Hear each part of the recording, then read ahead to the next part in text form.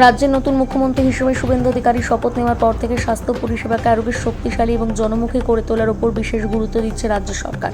সেই লক্ষ্যে এবার মেদিনীপুর মেডিকেল কলেজ ও হাসপাতালের সার্বিক স্বাস্থ্য পরিকাঠামো, চিকিৎসা পরিষেবা এবং দীর্ঘদিন ধরে আটকে থাকা বিভিন্ন কাজ দ্রুত সম্পন্ন করার উদ্দেশ্যে গুরুত্বপূর্ণ বৈঠকে বসলেন মেদিনীপুর বিধায়ক শঙ্কর গুছাইত। মঙ্গলবার মেদিনীপুর মেডিকেল কলেজের স্বাস্থ্য আধিকারিকদের নিয়ে অনুষ্ঠিত হয় উচ্চ পর্যায়ের বৈঠক। সেখানে হাসপাতালের বর্তমান পরিস্থিতি, চিকিৎসা ব্যবস্থার ঘাটতি, রোগীদের পরিষেবা, পরিকাঠামোগত সমস্যা এবং কেন্দ্র রাজ্য সমন্বয়ের অভাবে ব্যাহত হয়ে পড়া বিভিন্ন প্রকল্প নিয়ে বিস্তারিত আলোচনা হয়। বৈঠক শেষে সাংবাদিকদের মুখোমুখি হয়ে বিধায়ক শঙ্কর গুছাইত কি জানিয়েছেন শোনাবো।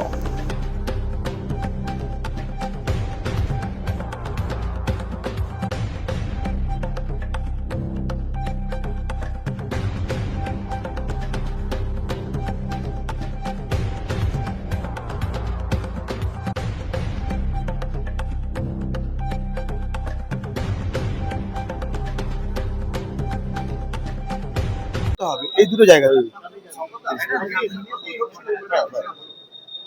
মাননীয় মুখ্যমন্ত্রী এবং হেলথ ডিপার্টমেন্টের নির্দেশ অনুসারে আমাদের সমস্ত আধিকারিক, প্রিন্সিপাল ম্যাডাম থেকে শুরু করে সিএমএইচ এবং এমএসভিপি থেকে শুরু করে বিভিন্ন স্টুডেন্টস যারা আছেন এখানে কলেজে, তার হেড থেকে শুরু করে এইচওডি, আমরা সবাই মিলে আজকে একটা নিজেদের মধ্যে পরামর্শ এবং কিছু কথাবার্তা বললাম।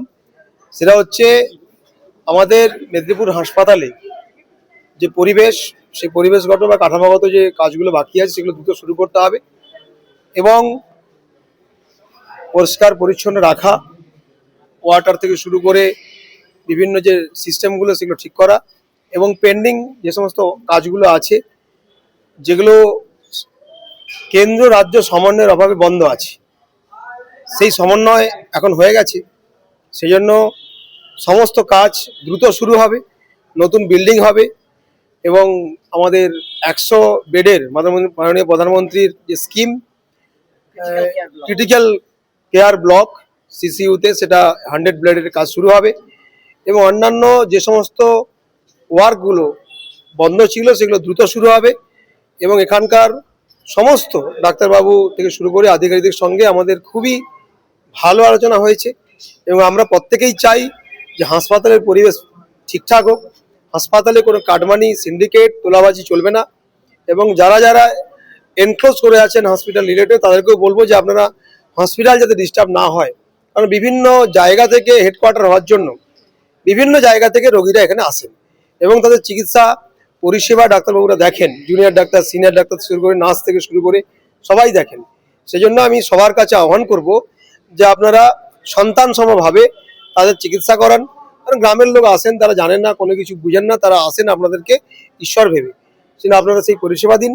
এবং আমরা বিধায়ক হিসাবে কথা দিলাম যে কোনোভাবেই কোনো রাজনৈতিক হস্তক্ষেপ একেবারেই হাসপাতাল চত্বরে চলবে না, একেবারেই চলবে না এবং ফ্রি অ্যান্ড ফেয়ারলি যেটা করা উচিত এখানকার আধিকারিকরা যে সিদ্ধান্ত নেবেন এবং তারা মাননীয় প্রধানমন্ত্রীর যে কথা, ভয় আউট ভরসা ইন, সেই কথাকে সামনে রেখেই ওনাদের মতো করে কাজ করবেন।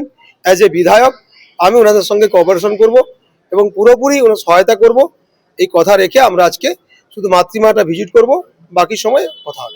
মাতৃমার বিরুদ্ধে একাধিক অভিযোগ, তার মধ্যে সবচেয়ে বড় অভিযোগ হচ্ছে সিনিয়র ডাক্তারদের না থাকা এবং প্রসূতি মৃত্যু।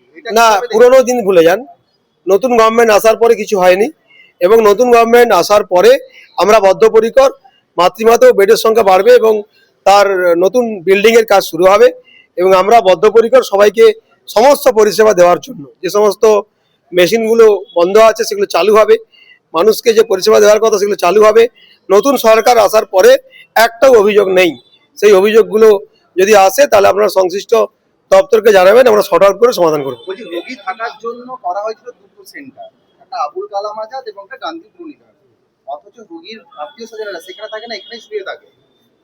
এগুলো কথা হয়েছে, প্রাইভেট নার্সিং হোম হচ্ছে, আমাদের কথা হয়েছে,